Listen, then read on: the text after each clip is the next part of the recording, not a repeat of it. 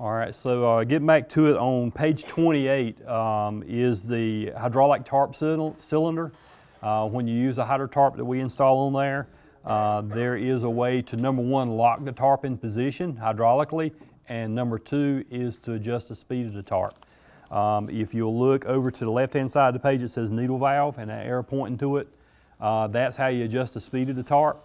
I can tell you as a rule of thumb that if you close that valve completely off and open it about 1 1/4 to 1 1/2 rounds, that's kind of a happy medium. You can fine tune it from there. You don't want your arm slamming, but yet you want your tarp going fast enough that that it's effective like it should be. So you can actually adjust the speed of a tarp through this hydraulic system, and it's through that needle valve up underneath the bed where the cylinder is at for that hydro tarp. The next thing we have over there that I like to discuss is the pilot operated check valve. The pilot operated check valve hydraulically locks the tarp in a covered position. So when it's doing its job correctly and you cover the bed with the tarp arms, you can literally cut the lines, the cover and uncover lines going to it, and that cylinder will lock in place and hold it there in a covered position.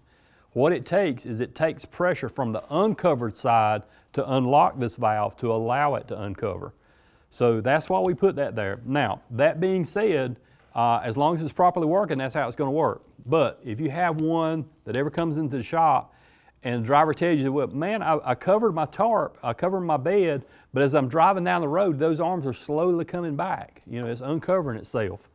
It's got to be one of two things. Not going to be anything else. Got to be one of two things. It's either this pilot operated check valve or it's the seals in the cylinder. It's got to be one of those two. Let me give you some odds here. 90% chance it's the seals in the cylinder. We very rarely have problems with this pilot operated check valve. You can change it if you want to, but there's a 90% chance that the seals in the cylinder got cut, had a little bit of dirt in them, got messed up, whatever. But I can tell you based on service calls and stuff like that I get, 90% chance it's probably going to be the cylinder, seals in the cylinder. And a lot of times when somebody changes one out, they usually change the whole setup. Put a whole new needle valve, whole new, that whole setup right there, they usually change the whole thing at one time. And that definitely cures the problem because you've definitely taken care of it. But that's, if you run into a situation like that, you know at this point, and you know what the odds are as to what it's going to be. Because based on service calls and stuff like that, 90% chance it's going to be the seals in the cylinder. All right, page 29 are some of the parts and pieces for the hydraulic tarp system. The arms there are more or less made out of black pipe. They're not thin wall pipe. These things are thick wall. They'll take a fairly decent amount of use from a loader operator, and they are thick wall pipe because you've got that cylinder up underneath working those arms back and forth. We can't use thin wall pipe working those arms manually up underneath on that pivot like it is.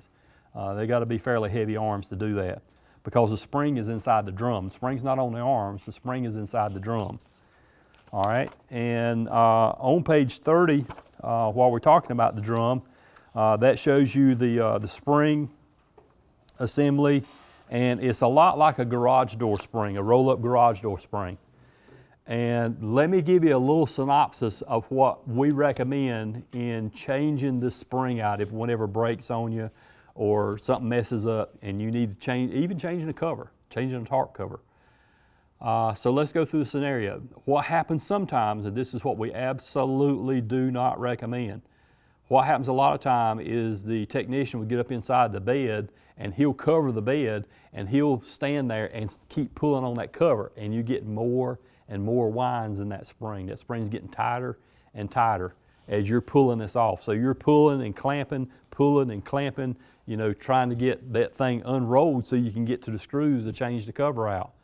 Don't do that, because if something slips, you're going to get your arm wound up in there, and I promise you, you're going to break an arm or you're going to fall off the side of the bed. That is not the proper way to do it. The proper way to do it is leave the bed in an uncovered position so the spring has the least amount of tension on it that it'll ever have. And once it's in an uncovered position, you can literally take one hand and pull the cover back and forth. That's how much tension it's got in it. It's a very little amount of tension. So at that point, I'm going to pull it a little bit and then clamp it off so to give me some slack in my cover. I'm going to take my crossbar out, so the end of the cover will flop down. And then I'm going to take me a couple of wrenches, I think it's 9/16. Take them up there with me, and I'm going to undo the brackets that holds that drum in place. I'm going to loosen up one, and I'm going to take one off, because I want to slide it off the end and then loosen the other one up where I can take that whole drum assembly and bring it out to the shop floor. Bring it out to the shop floor and unroll that thing, take the old cover off, put the new cover back on, roll it back up the same way, put you a wire tie or a piece of wire or something around it so it won't be flopping around, slide that thing back up on the cab, put it all back in place, and when you get ready to hook it up to the bar, you want 3 rounds of tension. That's what you want, 3 rounds of tension. Just enough that it'll wind that loose tarp up a little bit if when it's in the uncovered position. 3 rounds is all you need. If you do it the other way on a tandem truck, not only do you have those 3 rounds of tension, but you've probably got 15 rounds of tension by the time you cover that bed. You're gonna get hurt. I'm telling you, you're gonna get hurt. Yeah, you've heard horror stories about garage door springs and stuff, and this will happen with the tarp too. Honestly, the way I just told you how to do it safely is only gonna take you about 10 minutes longer, but by far is the safest way to do it, is get it on the shop floor and unroll it and roll it back up that way. By far, that's the safest way to do it. So basically what I just told you is on page 31. I give you written instructions there, and on page 31, that's where that's at. Page 32 shows a few more of the parts and pieces on a hydro tarp. Now, while we're on the hydro tarp, let me mention this to you too. A hydro tarp has grease fittings. A lot of people didn't realize that. Grease fittings are your friend. You guys know that as well as I do. Grease fittings are your friend.